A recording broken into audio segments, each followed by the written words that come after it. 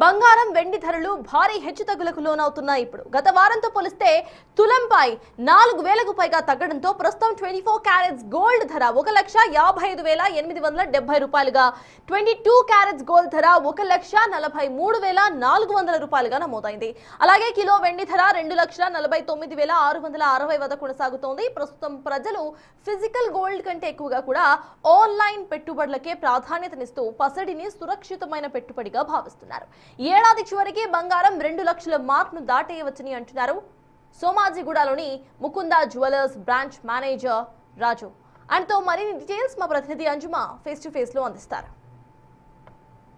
భవిష్యత్తులో బంగారం 1,00,000 దిగొచ్చా? ప్రస్తుతం అంచనాలు చూస్తే అదే విధంగా అనిపిస్తుంది. ఈ మధ్య కాలంలో బంగారం వెండి ధరలు క్రమక్రమంగా దిగొస్తున్నాయి. అయితే దీని మీద జ్యువెలరీ షోరూంలకు సంబంధించినటువంటి నిర్వాహకులు ఏమనుకుంటున్నారు?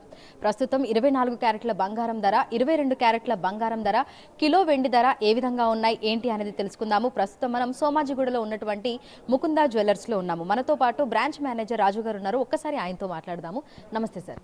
సార్, ప్రస్తుతం చూస్తున్నాము బంగారం వెండి ధరలో భారీగా హెచ్చుతగ్గులు అనేవి చూస్తున్నాము. గత వారంతో కంపేర్ చేస్తే ఇప్పుడు ధరలు ఏ విధంగా ఉన్నాయి?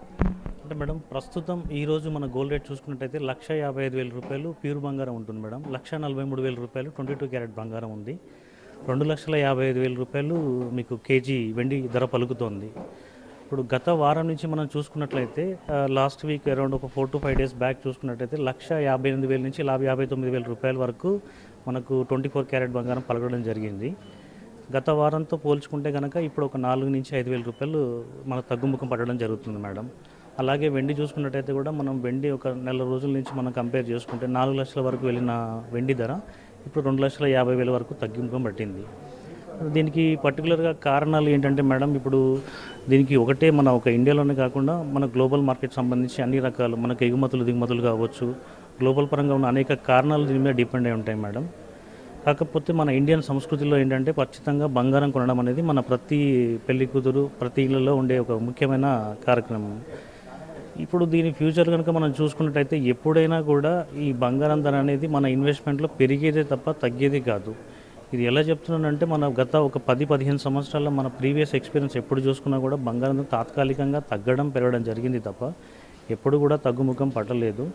సో నేనేం చెప్తానంటే ప్రతి కస్టమర్కి మనము భూమి మీద కావచ్చు, గోల్డ్ మీద కావచ్చు, ఎప్పుడైనా మనం ఇన్వెస్ట్ పెట్టింది లాంగ్ టైంలో అది ఎప్పటికి కూడా మనకు లాభమే జరుగుతుంది, నష్టం జరగదు మేడం. సో గత వారం 10 రోజుల నుంచి చూస్తే మనకు ఆ తగ్గుముఖం అనేది ఇంకా కనిపిస్తూనే ఉంది, డౌన్ఫాల్ కంటిన్యూ అవుతుంది.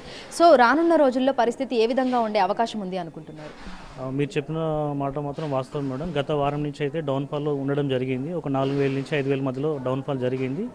బట్ ఇది మాత్రం తాత్కాలికమే మేడం. ఫ్యూచర్లో మాత్రం డెఫినెట్గా అది పైకి వెళ్తుంది అనేది నా ఉద్దేశం మేడం.